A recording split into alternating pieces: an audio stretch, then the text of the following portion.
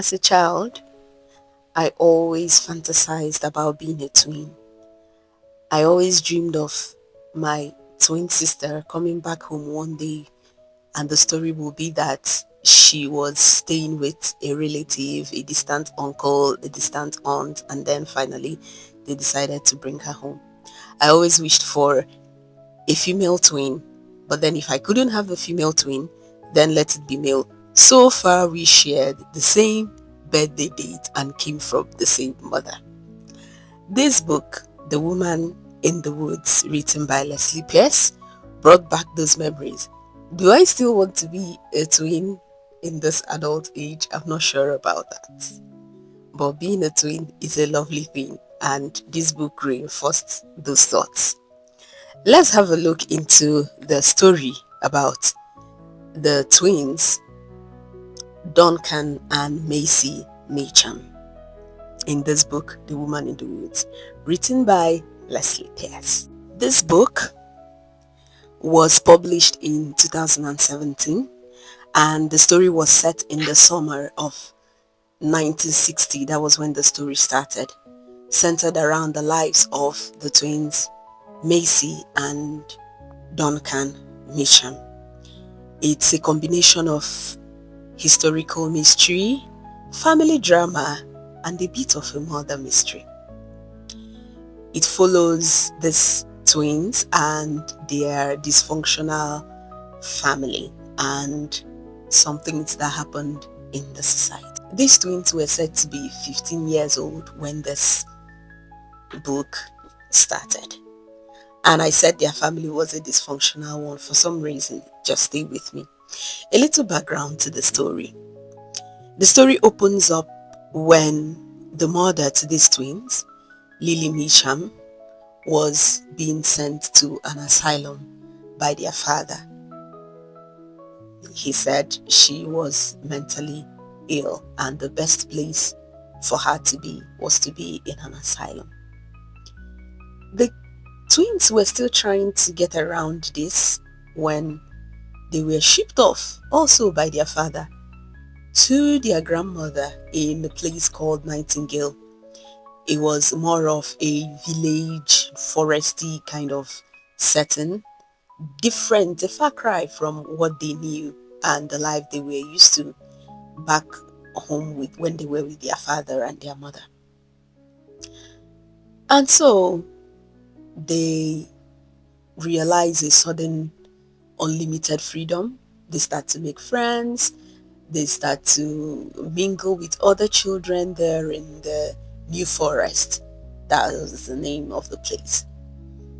But then suddenly, Duncan leaves home one day and doesn't return. And then the drama begins to unfold. I'm going to discuss things that pointed out to me in this book and what I reflected on, the things surrounding these things that pointed out to me and my reflections of them. And I will start with the fact that children can still be good even when the adults around them are not entirely normal. Why did I say this? Let me start with their father.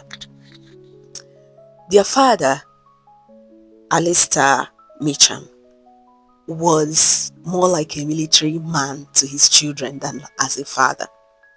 There was no tenderness, there was no empathy, there was no show of sentiments or emotion or an outward expression of love.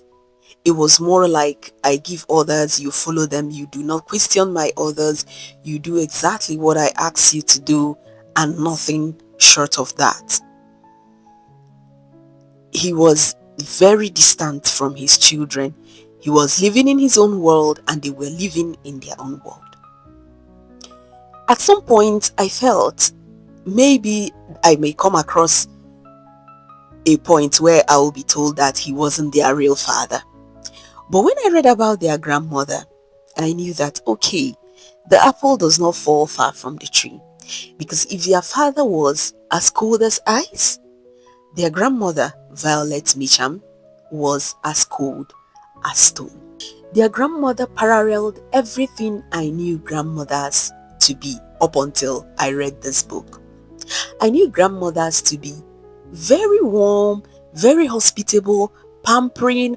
Grandparents would not want their grandchildren to be in any pain or any distress or any challenge whatsoever. They see themselves that they can make the world as perfect as possible for their children, right?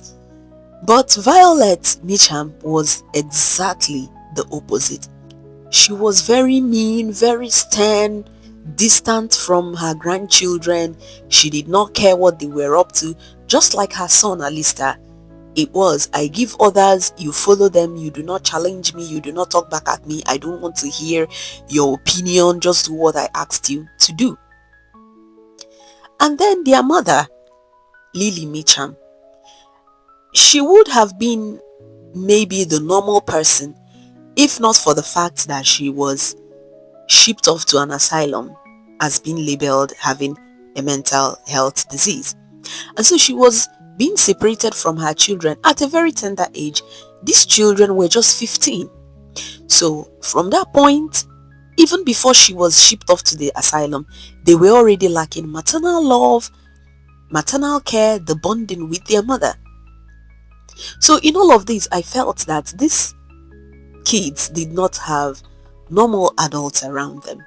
But this did not make them to be bad children, for want of a better word.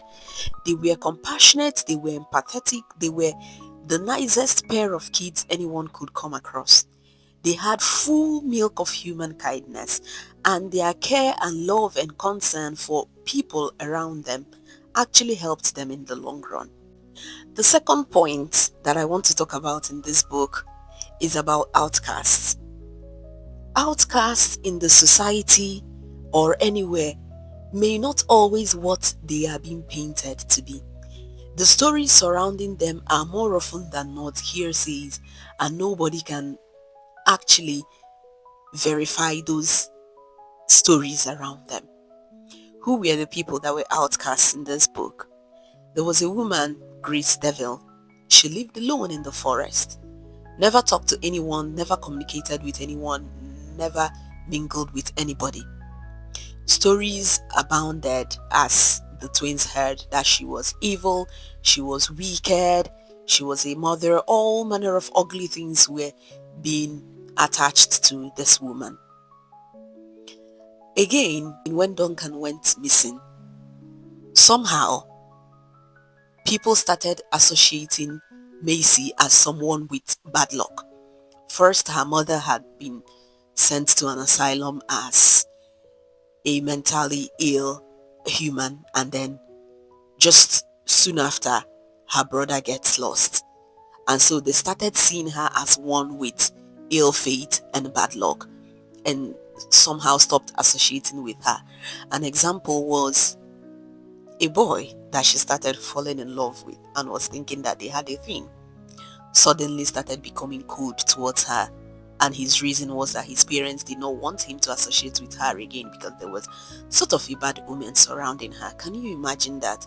A girl that needed all the support that she could at that fragile moment where she was still coming out from the separation from her mother, and then her twin brother, the only person she has in the world who cares about her, gets lost. And then the people she should be having succor from turns against her as having ill fate. Now, these two people were never what they were painted to be. As I said before, Macy was an epitome of compassion, care, concern, love. And Grace Devil, we will see further in the story, was later proven to be a wonderful, lovely, nice woman. And nothing that was said about her happened to be true. My third point is that holding on to faith, being courageous, being determined, even in the worst case scenario, can be rewarding. Duncan left home one day and did not return. Days turned into weeks, weeks turned into months, and he was still lost. Initially, a search started, the police started, investigations were all ongoing, But then as time passed on, months and months, and he wasn't seen, usually the story began to fade. Everybody began to return to their normal life. Everybody, including their dear grandmother, accepted the fate that Duncan was no more. What also reinforced these thoughts was the discovery of the bodies of young boys around the age of Duncan, around the forest at different times. And so everybody, almost everybody, accepted that Duncan must have died. Indeed, it was just a matter of time before his body would also be found. Everyone except Macy, his twin, gave up. Macy did not give up, even when her grandmother insisted, shut her up, blackmailed her, did all manner of things to make her forget her brother and give up. Somehow, deep inside her, she was convinced that her brother was still alive. And so she set out to find him by herself. And with the help of Grace Devil, remember, the outcast, they eventually were able to rescue Duncan, though half dead. But of course, eventually he was taken care of to the hospital, taken to the hospital and revived. And so it was actually the faith of his sister that ensured that he was rescued. Also, Duncan on his own part showed a high level of resilience and fortitude. He also had faith that his sister would not give up on him. Can you imagine that? You see why I said I wanted to be a twin? He told her that he knew that she would come for him. I mean, these kids were around 18 years as of then. But he knew that she would not give up on the search for him. And he himself, even in the most discomforting situation, I don't know if that word does justice to the situation that Duncan was in. The horrible, terrible situation that he was in, he still fought to be alive. He was still resilient. He had that emotional strength to keep going. And eventually he was rescued. So faith that she wasn't going to give up on her sister on the part of Macy, and the courage on the part of Duncan that he wasn't left for the dead, kept both of them going and reunited at last. Have you ever thought that the most professional person could also be the most horrible person? That was the case in this book. The person behind the murder of those boys and also the kidnap of Duncan was a highly professional being, very smart, knew his job in and out. And you knew another thing, he was very close to the family. He was one of the trusted persons in the family. As a matter of fact, Violet Meacham, the twins' grandmother, trusted him. So she never believed in her life that this man could do such a thing to her, not to her family. People can present all manner of fronts, but sometimes the picture is not always as it seems on the outside. I really do not want to spoil this book. He met his end, but on my part, I would have really wanted him to face the full music of justice for what he did. But then that is why it's a book. It doesn't really go with the way we want it, and that's one of the intrigue of books. Another point I would want to talk about is that mental health issues are not always a reason for seclusion. The book was set in 1960 at a time when mental health issues were seen as something for which somebody should be ostracized for. That was also one of the points, one of the themes of this book. A question one would ask is, this woman that was committed to an asylum, was she really diagnosed with a clinical mental health issue? And I will tell you that the answer is no. And this is a pointer to the fact that many people who were tagged as having mental health issues may really not be clinically psychiatric problems. There may be, and there may be a problem that has been festering but was not taken care of. Like in the case of Lily, she had suffered years of manipulation, control, emotional damage from both her husband Alista and his domineering mother Violet. And this transformed her into somebody that she herself could not recognize. And so was at the time when the story started, she was already depressed and withdrawn. And Alista used it as an excuse to ship her off. Violet believed that Lily was not worth being a member of their family, that Alista made a mistake in marrying her, and she constantly demeaned her with this. And Alista did not stand up for his wife as well. As a matter of fact, he was supportive of his mother.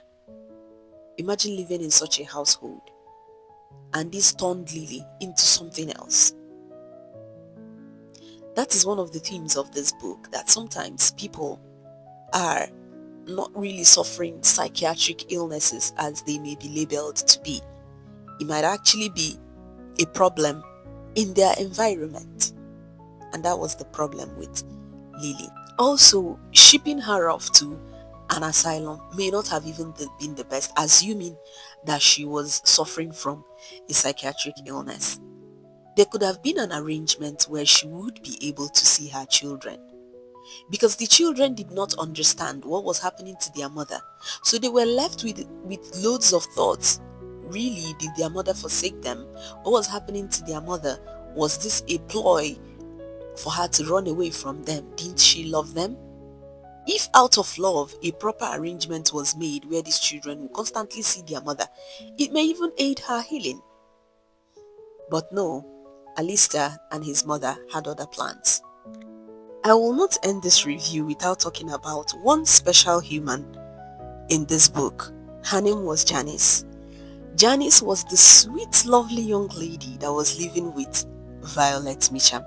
She was the embodiment of that personality that, despite the meanness of people they are living with, they still remain their sweet self. That was Janice. She had lived years with Violet. And even when the twins came, she became the twins' friend. She became their shoulder to cry on. She became their ally. She became their confidant. She was a stronghold in Macy's life, because as at her teenage age, there was no one to guide her. And she needed that guidance, but her mother was not there and her grandmother was emotionally distant. So it was only Janice that was able to help her. And she became a friend, a worthy friend, a valuable, priceless friend to these twins. This woman was wonderful. I can't imagine how she was able to live with this grumpy old granny for that number of years and did not change. That was really a huge lesson for me, really. It was. The Woman in the Woods. It has a strong family tone where parents should be mindful of how they treat their children. That it's not just about do this and do that. It's the relationship there. At last, actually, Alistair began to see where he was getting it wrong. But that was after a whole lot had happened. You can imagine, what if he was very close to his children? Would any of those things happen? Would there have been need to send them to the forest? And if they hadn't been sent to the forest, Duncan wouldn't have gotten kidnapped and went through the traumatizing ordeal that he went through. But eventually, at the end, they kind of united and somehow they began to also visit their mother. So it had a happy ending. The evil perpetrator also was he was ended. The only thing I didn't like was the way the pedophile ended. That was who he was. He was quite a pedophile, the way he ended. But in the end, the twins had a promise of a bright future and reuniting with their family, and that was all that mattered. All right, this is where we'll bring it to the end of today's reflections on this book, The Woman in the Woods. Until next time, take care. Bye bye.